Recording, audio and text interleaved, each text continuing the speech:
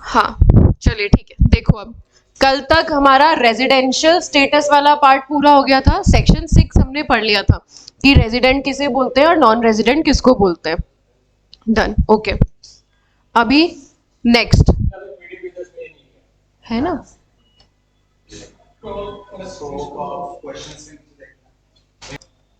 ठीक है। हाँ जी, तो अभी आप ROR हो, आप RNOR हो, आप NR हो, मेन फोकस अपना इसके ऊपर ही रहेगा इस चैप्टर के अंदर, ठीक है। नेचर ऑफ इनकम, एक तो होती है इंडियन इनकम और एक होती है आपकी फॉरेन इनकम। इंडियन इनकम किसे बोला जाता है? वो इनकम जो आपको इंडिया में रिसीव हुई है या फिर इंडिया में रिसीव होनी चाहिए थी। पहली चीज तो वो रिसीव्ड और deemed to be received in India. भाई जो डायरेक्टली इंडिया में रिसीव हो गई वो तो ठीक है, उसमें तो कोई कंफ्यूजन ही नहीं है, पर ऐसी इनकम जो इंडिया में रिसीव होनी चाहिए थी, ये असेसी अपने मन से कैसे अज्यूम करेगा कि कौन सी ऐसी इनकम होती है जो इंडिया में रिसीव होनी चाहिए थी? तो ये असेसी नहीं करेगा, इसके लिए गवर्नमेंट ने सेक्शंस दे रखे हैं। इनकम टैक्स में सेक्शन दे रखा है कि आप इस सेक्शन से, इसमें जो भी इनकम लिखी हुई है इसे हम deemed to be received in India मानेंगे, भले ही आपको एक्चुअल में ये दुनिया के किसी भी कोने में रिसीव हुई हो, आपने इंडिया के बाहर किसी भी अकाउंट में मंगवाई हो या कुछ भी हो, हम ये मानेंगे कि ये इनकम इंडिया में ही मिलनी चाहिए थी। ठीक है, ठीक है, हाँ बिल्कुल, सैलरी वाली चारों इनकम्स, ठीक है। इंडियन इनकम पहला तो ये रिसीव्ड और deemed to be received in India, तीनों के लिए टैक्सेबल। इंडियन इनकम तीनों के लिए टैक्सेबल होती है। दूसरी, ऐसी इनकम जो इंडिया में अराइज हुई है या फिर इंडिया में अराइज होनी चाहिए थी। ये जितना भी होनी चाहिए थी वाला सीन है ना, डीम्ड वाला, डीम्ड वाला हमें गवर्नमेंट ने सेक्शंस के थ्रू बताया है, क्योंकि जो एक्चुअल में मिल गया या अराइज हो गया वो तो हमें पता चल ही जाता है। भाई आपने इंडिया में कोई प्रॉपर्टी बेच दी, इनकम इंडिया में अराइज हुई है, रिसीव चाहे कहीं भी हुई हो, अराइज कहाँ हो गई?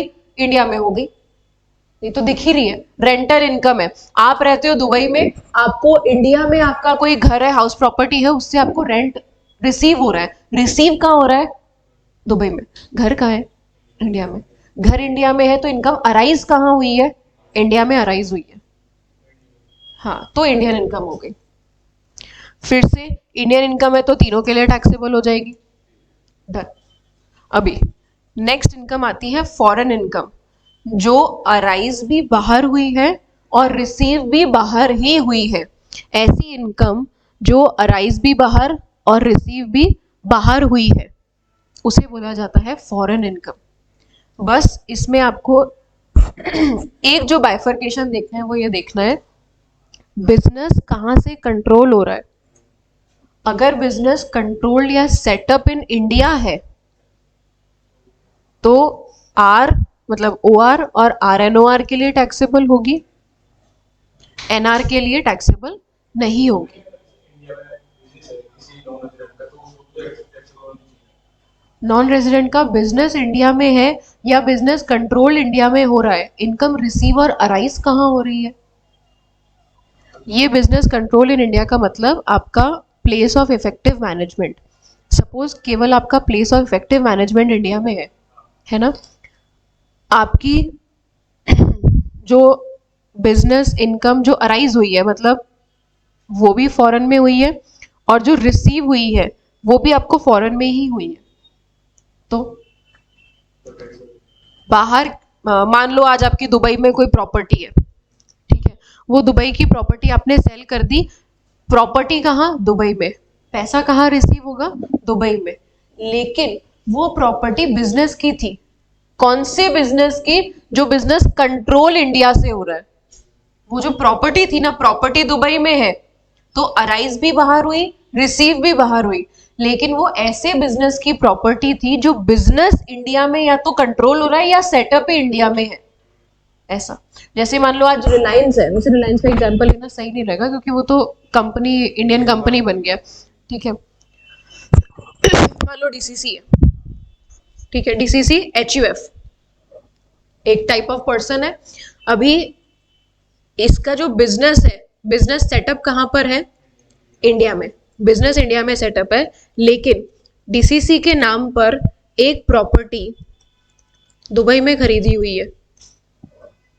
ये प्रॉपर्टी सेल कर दी। सेल करने का डिसीजन कहाँ से आएगा? DCC से आएगा, DCC इंडिया। भाई जो आपका रजिस्टर, जो आपका मेन ऑफिस है, वहीं से तो आपका ये डिसीजन आएगा ना। ये प्रॉपर्टी सेल करी, इनकम रिसीव कहाँ होगी? जहां प्रॉपर्टी थी वहीं रिसीव करोगे। तो इनकम अराइज भी दुबई में, इनकम रिसीव भी दुबई में, लेकिन बिजनेस कहाँ से कंट्रोल हो रहा है? इंडिया से। बिल्कुल, उन दोनों के लिए टैक्सेबल हो जाएगी, NR के लिए नहीं होगी। ठीक। और फिर लास्ट वाली इनकम तो ऐसी जो अराइज भी बाहर, रिसीव भी बाहर, बिजनेस भी कंट्रोल कहाँ? बाहर ही है। वो तो 100% फॉरेन इनकम होती है। ये दोनों के लिए नॉट टैक्सेबल। OR तो बेचारा हर केस में सूली चढ़ता ही चढ़ता है। ठीक है। एक ऐसी इनकम होती है पास्ट अनटैक्स्ड प्रॉफिट की। पास्ट अनटैक्स्ड प्रॉफिट, वो अगर आप इंडिया में लेकर के आए हो, तीनों के लिए नॉट टैक्सेबल। मतलब कोई ऐसा प्रॉफिट, जैसे सपोज मुझे प्रीवियस ईयर 21-22 में USA के अंदर कोई एक इनकम हुई थी 1 लाख रुपए की, और ये जो इनकम है ना, ये मेरी 21-22 के अंदर US में टैक्स नहीं लगा था इसके ऊपर। अब 23-24 में मैं इस इनकम को इंडिया में लेकर के आ रही हूँ, तो इंडिया में भी इस इनकम के ऊपर टैक्स नहीं लगेगा। ठीक है। Remittance, remitted to India in previous year।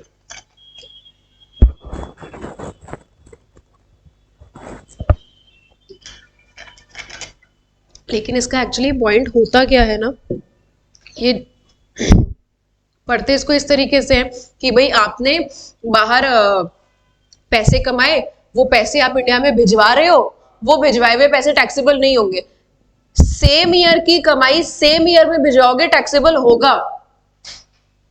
यहां जो लॉ में वर्ड्स लिखे हैं ना, वो लिखे हुए हैं पास्ट अनटैक्स्ड प्रॉफिट, मतलब करंट ईयर का नहीं भिजवाओ, पिछले साल की कोई ऐसी इनकम जिसपे पिछले साल टैक्स नहीं लगा था, वो अगर आप इस साल इंडिया में भिजवा रहे हो तो उस पर टैक्स नहीं लगेगा। इस साल भी इंडिया में टैक्स नहीं लगेगा।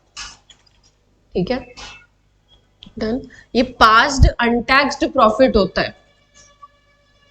एक जो आप पढ़ते हो कि भाई बच्चे बाहर कमा रहे हैं, बच्चे कहाँ पर है, मान लो US के अंदर है, और वो इंडिया में अपने पेरेंट्स को पैसा भेज रहे हैं, सेम ईयर में मत भेजो। मतलब सेम ईयर में जो इनकम अर्न करी है ना, वो मत भेजो, पिछले साल की इनकम भेजो, क्योंकि सेम वाली तो टैक्स इस साल इस कंट्री में हुई नहीं ना। US के अंदर अभी तक वो इनकम पे तो टैक्स लगा ही नहीं, तो उसको अनटैक्स्ड कैसे बोल दोगे? उसे अनटैक्स्ड बोल ही नहीं सकते। पिछले साल की कमाई हुई इनकम भेजो। नहीं, जिस पे नहीं लगा, जो अनटैक्स्ड है। जैसे सपोज आज आपने 22-23 और इधर 23-24, ठीक है, 22-23 में आपने 1 लाख रुपए कमाए थे US के अंदर, और इस पे आप पे टैक्स नहीं लगा। 23-24 में भी आपने 1 लाख रुपए कमाए और इस पे टैक्स नहीं लगा। अगर आप करंट ईयर की इनकम ही करंट ईयर में भेजते हो, वो टैक्सेबल हो जाती है। बट अगर आप पास्ट अनटैक्स्ड प्रॉफिट भेजते हो, ये टैक्सेबल नहीं होता। स्पेशली वर्ड्स लिखे हुए हैं पास्ट अनटैक्स्ड प्रॉफिट, करंट वाला अनटैक्स्ड प्रॉफिट नहीं मेंशन है। क्वेश्चन बोलेगा खुद कि ये इस ईयर का है, और अगर साइलेंट है तो मतलब करंट ईयर का है।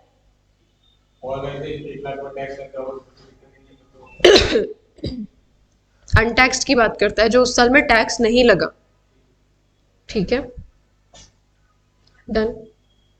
अभी next section 7, income deemed to be received in India. ऐसी इनकम जो इंडिया में रिसीव हुई मान लेंगे हम, हाँ, चाहे रिसीव कहीं पर भी हुई हो, इसमें आता है सैलरी की इनकम। ये पूरा का पूरा सैलरी में आता है।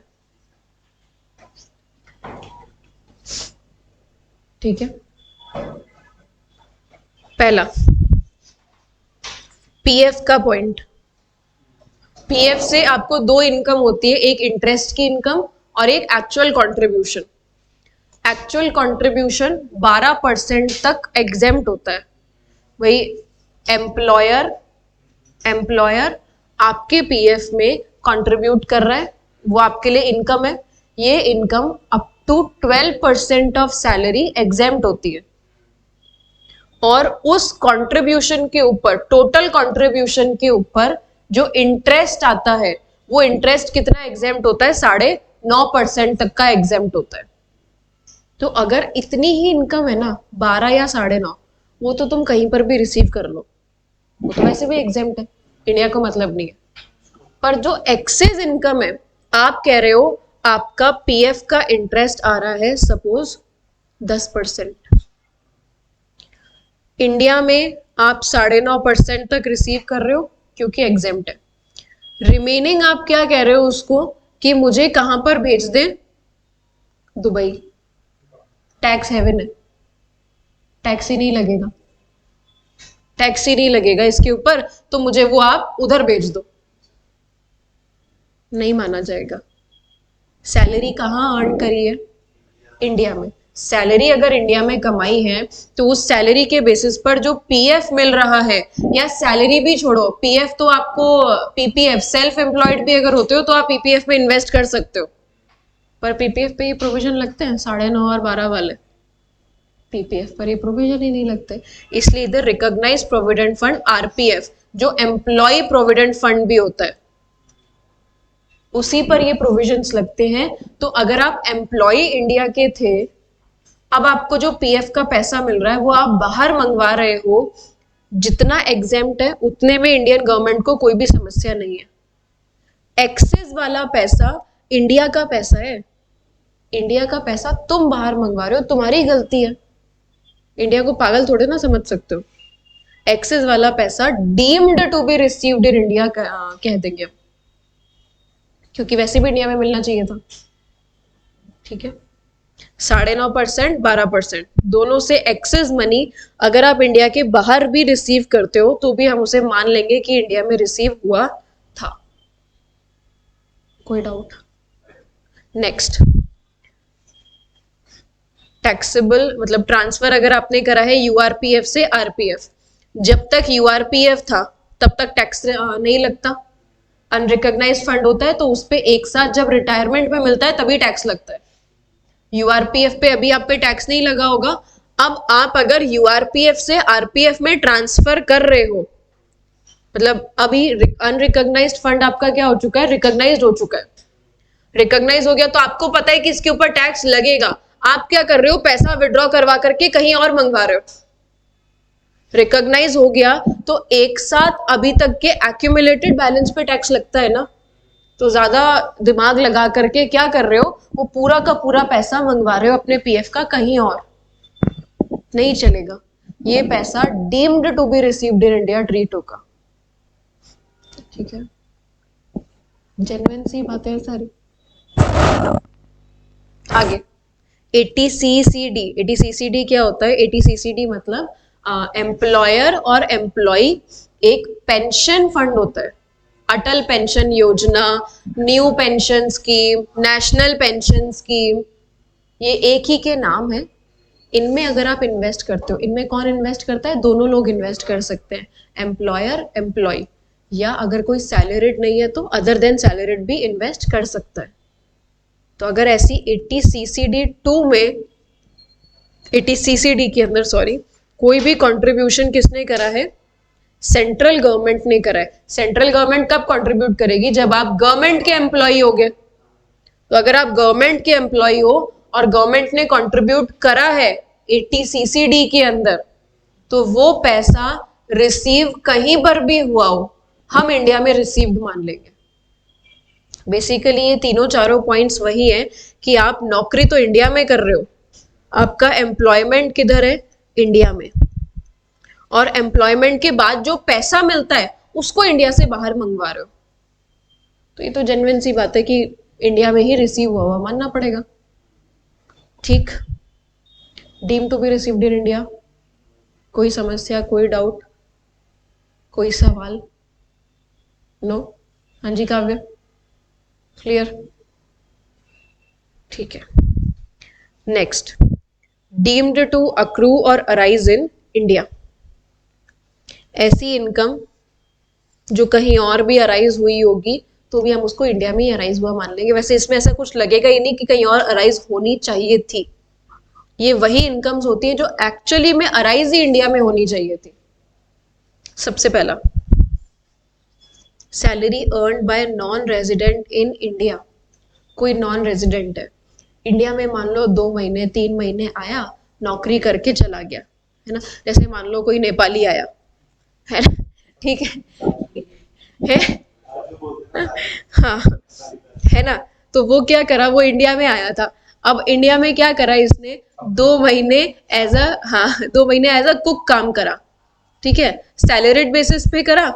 सैलरी मिल रही, किसी रेस्टोरेंट में काम कर लिया होगा ना, तो सैलरीड बेसिस पे करा।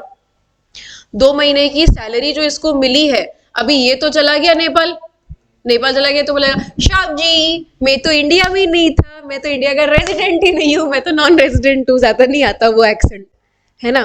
तो ये तो लेकर के उसको चला जाएगा। तो ये जो 2 महीने की सैलरी है, इसे हम मान लेंगे कि ये इंडिया में ही अराइज हुई थी। ठीक है,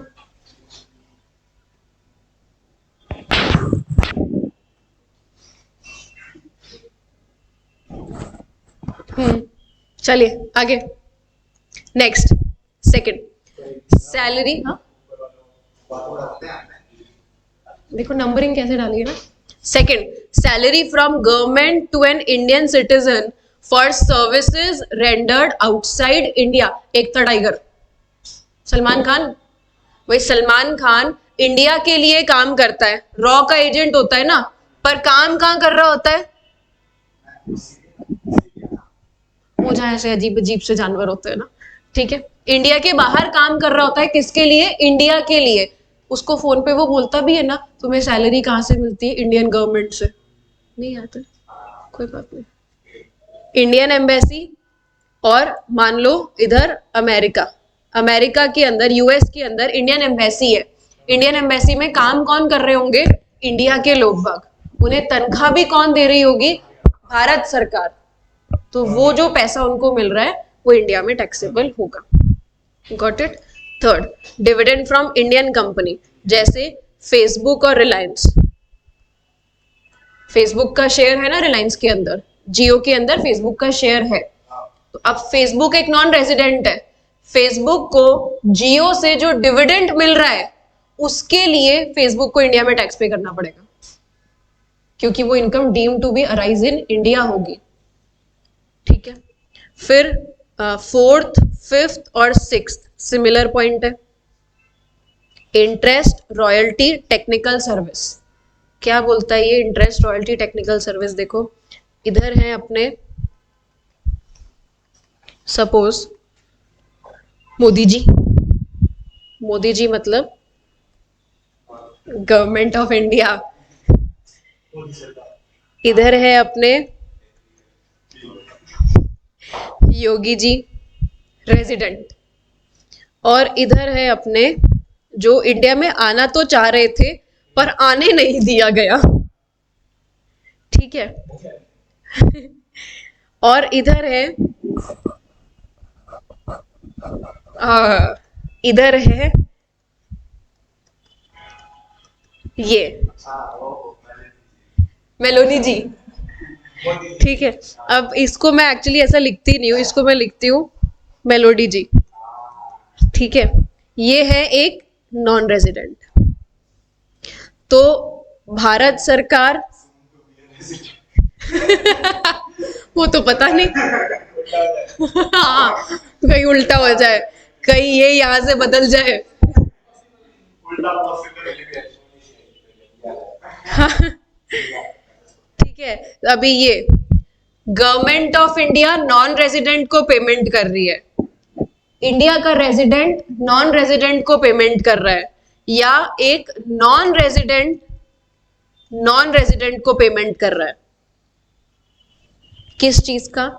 इंटरेस्ट, रॉयल्टी या फी फॉर टेक्निकल सर्विस? नहीं, अभी इंडिया में कुछ कमाई वमाई नहीं है।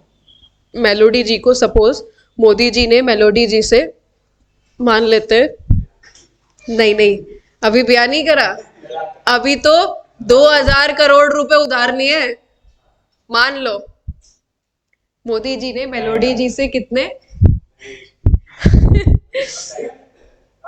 गिफ्ट 2000 करोड़ रुपए उधार लिए हैं, ठीक है। क्या मोदी जी बदले में इंटरेस्ट का पेमेंट करेंगे? करना ही पड़ेगा, ठीक है। मोदी जी बदले में इंटरेस्ट का पेमेंट कर रहे हैं, मान लो अच्छे संबंध है उसकी वजह से 4 करोड़, फिट मामला 4 करोड़ में, ठीक है। मेलोनी जी को भारत सरकार से 4 करोड़ की इनकम हो रही है, मेलोनी क्या है? नॉन रेजिडेंट, बोले कि मैं तो नॉन रेजिडेंट हूं, मेरी तो ये इनकम इंडिया में टैक्सेबल ही नहीं होनी चाहिए थी, लेकिन गवर्नमेंट ऑफ इंडिया इस 2000 रुपया को कहां इस्तेमाल करेगी? इंडिया में इस्तेमाल करेगी, इंडिया में इस्तेमाल करेगी ना, ये इंडिया के डेवलपमेंट के लिए लिए पैसे। तो कोई भी ऐसा पेमेंट इंटरेस्ट, रॉयल्टी या फी फॉर टेक्निकल सर्विस का जो किस वजह से किया गया है? Due to business activity conducted in India, इस एनआर के लिए वो पैसा टैक्सेबल होगा इंडिया में।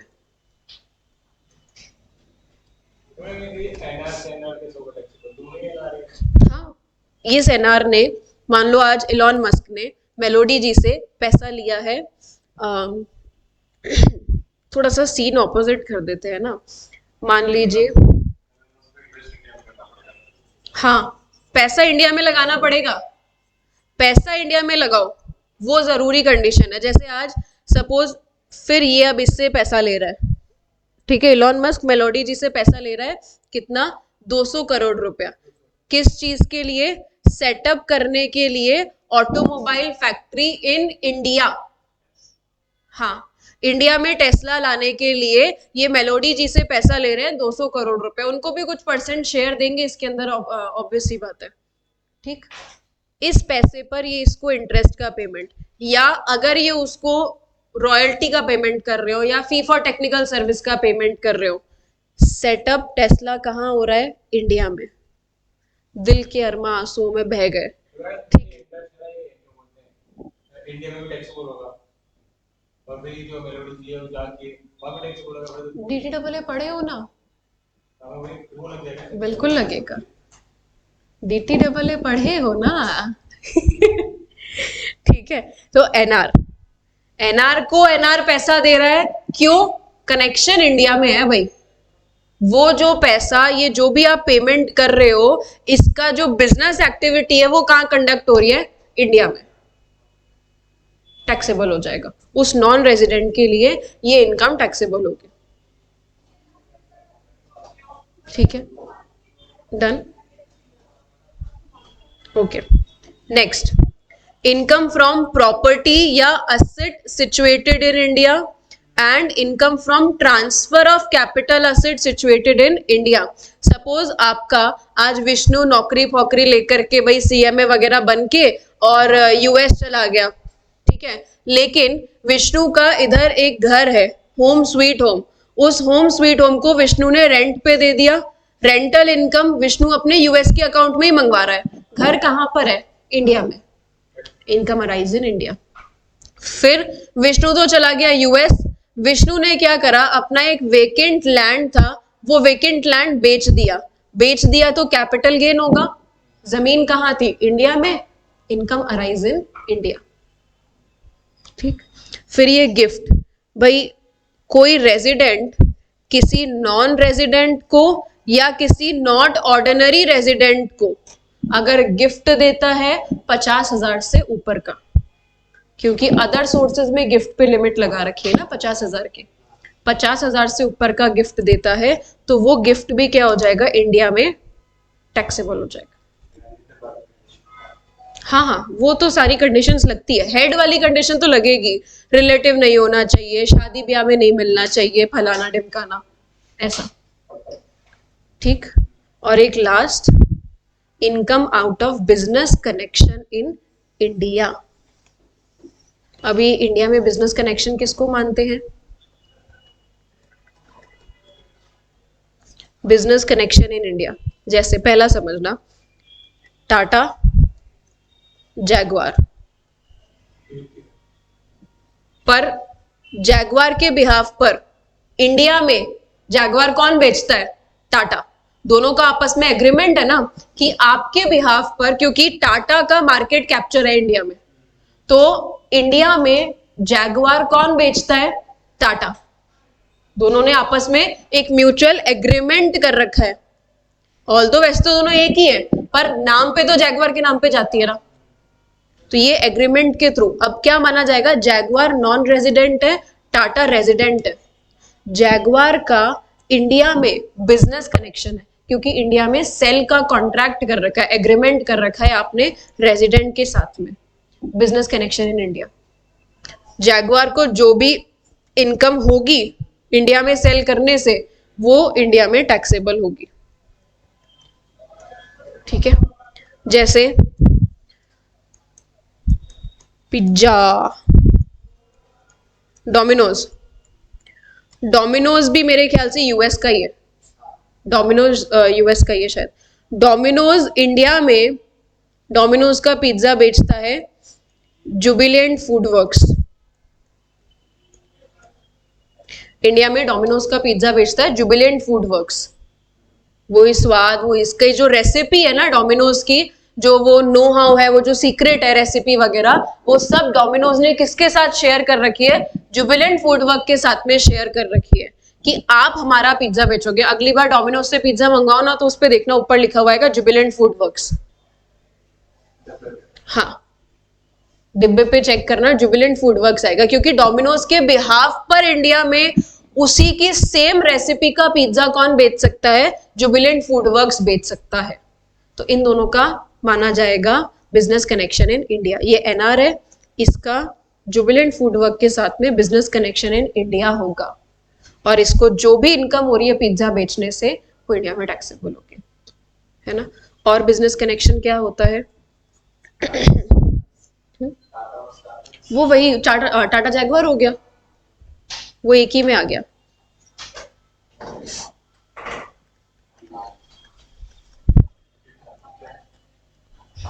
शाओमी, OAMI, ऐसा जो भी था वो, XIOAMI, ये लो, है ना। शाओमी ने जेठालाल से, जेठालाल ने एक्चुअली शाओमी से क्या कॉन्ट्रैक्ट करा हुआ है कि आपका हम स्टॉक मेंटेन करेंगे, जैसे जैसे जेठालाल के पास शाओमी का ऑर्डर आएगा ना, वो ऑर्डर इसको बोल देगा, एक ऑब्वियसली बीच में और भी लोग रहेंगे, तो ऐसे ऑर्डर वो बता देगा कि मेरे पास शाओमी के इतने ऑर्डर आए हैं, अब शाओमी जेठालाल को मोबाइल प्रोवाइड करवाएगा, या कुछ स्टॉक वो उसको एडवांस में प्रोवाइड कर देगा कि ये स्टॉक आप रखो शाओमी का। शाओमी नॉन रेजिडेंट, जेठालाल क्या है? रेजिडेंट है पक्का, कच्ची माड़ू, ठीक है। तो शाओमी को इंडिया में टैक्स भरना पड़ेगा। ये तीन चीजें होती है बिजनेस कनेक्शन इन इंडिया, या तो आपका इंडिया में सेल का एग्रीमेंट है, या आपके बिहाफ पर इंडिया में कोई स्टॉक मेंटेन करता है, या आपने इंडिया में किसी से intangible asset, know how, secret share करा हुआ है और आपके बिहाफ पे इंडिया में ही बना करके वो बेच रहा है, इंडिया में ही बना बनू करके बेच रहा है। आज टाटा इंडिया में जैगवार बना करके नहीं बेचता है, असेंबलिंग वगैरह होकर के केवल उसके नाम पे जाती है वो। हाँ, बनाने वाला कौन सा आ गया? ये पिज्जा, पिज्जा तो बाहर से नहीं मंगवा सकता ना कोई असेंबलिंग वगैरह कुछ भी नहीं हो सकती, बनाना ही पड़ेगा।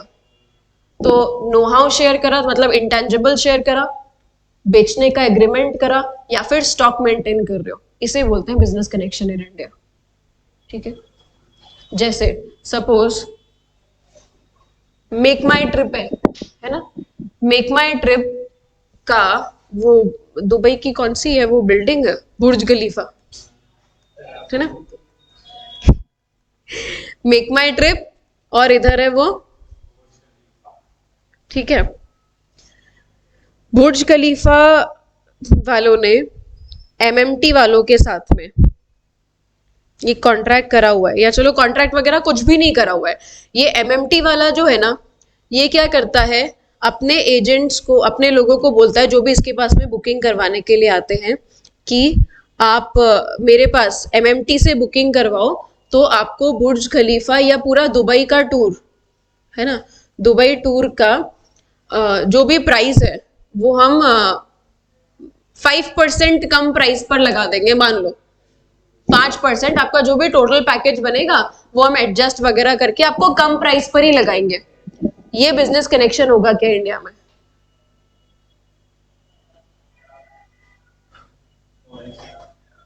क्यों?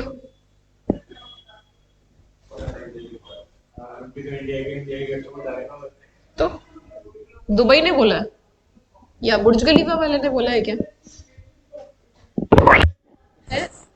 एमएमटी के थ्रू नहीं आएंगे तो क्या लोग बाग घूमने ही नहीं जाएंगे क्या? ये मेयर एक एजेंट, अगर एजेंट भी होता तो भी ये बिजनेस कनेक्शन इन इंडिया नहीं है, क्योंकि कोई ऐसा एग्रीमेंट नहीं है आपस में। ये क्यों बेचता है दुबई टूर पे कम पैसे में लोगों को? To attract more and more customers, बस, और कुछ भी नहीं है। इसका हो सकता है एग्रीमेंट तो फ्लाइट वालों के साथ में, होटल वालों के साथ में, इन सब लोगों के साथ में, इसीलिए इसका वो टूर पैकेज कम बन रहा है। ना तो दुबई की गवर्नमेंट के साथ में कुछ है, ना ये बुर्ज खलीफा वाले के साथ में कोई एग्रीमेंट है, ऐसा कुछ भी नहीं है। ये जस्ट एक एजेंट कमीशन वाला काम कर रहा है, ये एक एजेंट रिलेटेड सर्विसेज दे रहा है। तो जो एजेंट वाला काम होता है ना, वो बिजनेस कनेक्शन इन इंडिया नहीं होता। ठीक, धन्यवाद।